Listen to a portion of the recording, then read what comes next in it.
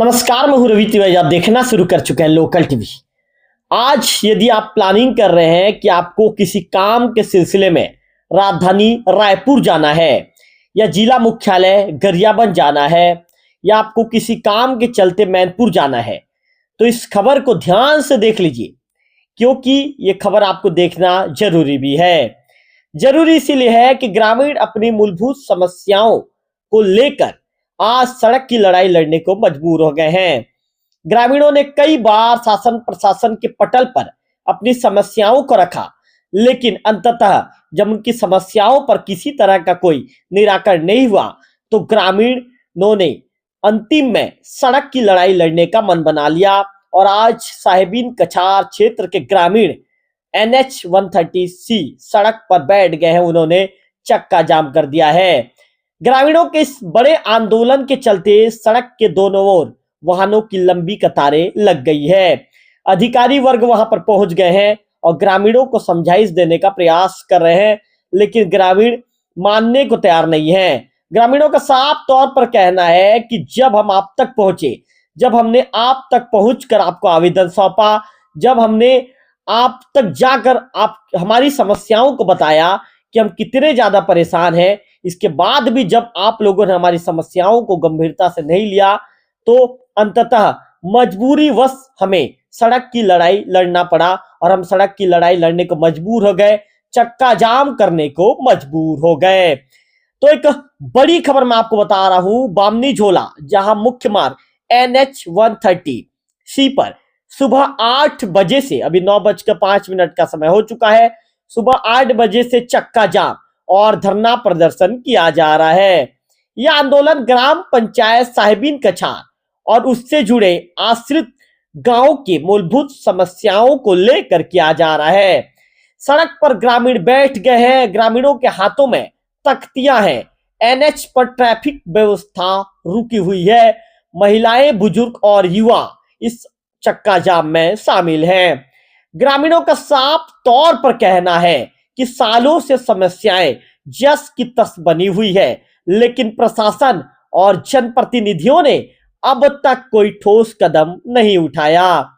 इसी वजह से आज ग्रामीणों को सड़क पर उतरना पड़ रहा है। सड़क की लड़ाई लड़ने को वे मजबूर हो गए हैं। ग्रामीणों की सबसे बड़ी मांग है बमनी झोला से उड़ीसा सीमा तक लगभग 25 किलोमीटर मुख्य मार्ग का पक्की सड़क में निर्माण करना। ग्रामीणों का कहना है कि मार्ग बारिश में दलदल बन जाता है, बीमारों को अस्पताल ले जाना मुश्किल हो जाता है और बच्चों की पढ़ाई तक प्रभावित होती है। सड़क नहीं होने से हम लोग पूरी तरह कट जाते हैं। ग्रामीणों का ऐसा कहना है। उनका कहना है कि आज मजबूरी में चक्का जाम करना पड़ रहा है। दूसरी अहम मांग आदिवासी कन्या छात्रावास और कन्याशाला, जिसे किसी कारणवश इंदा गांव स्थानांतरित कर दिया गया था, उसे वापस साहिबीन कछार में मूल स्थान पर संचालित किया जाए और स्थायी भवन का निर्माण किया जाए।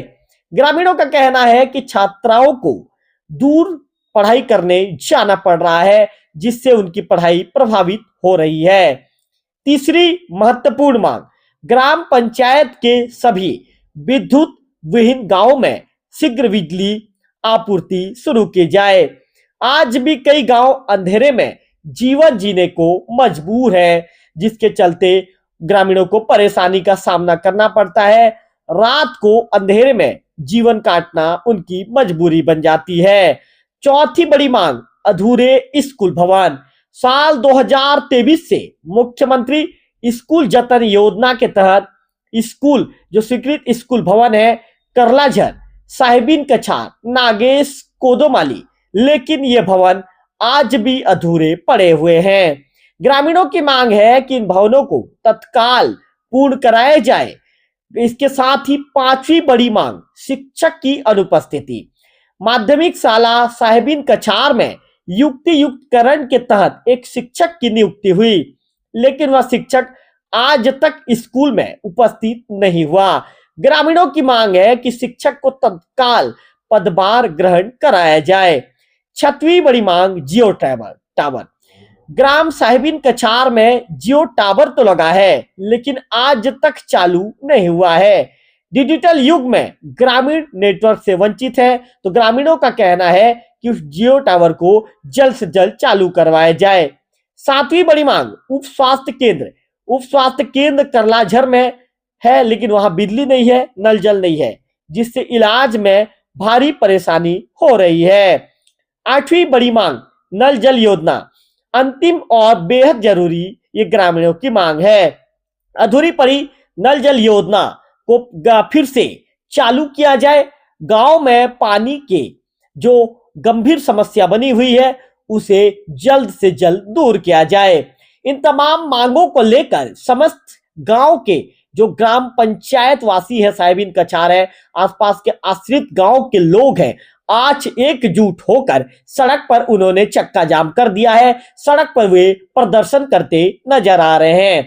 ग्रामीणों का साफ कहना है कि जब तक मांगे पूरी नहीं होगी तब तक आंदोलन जारी रहेगा।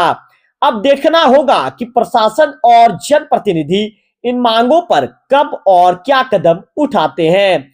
फिलहाल इस खबर में इतना ही। अगले वीडियो में फिर होगी आपसे मुलाकात, तब तक बने रहिए लोकल टीवी छत्तीसगढ़ के साथ।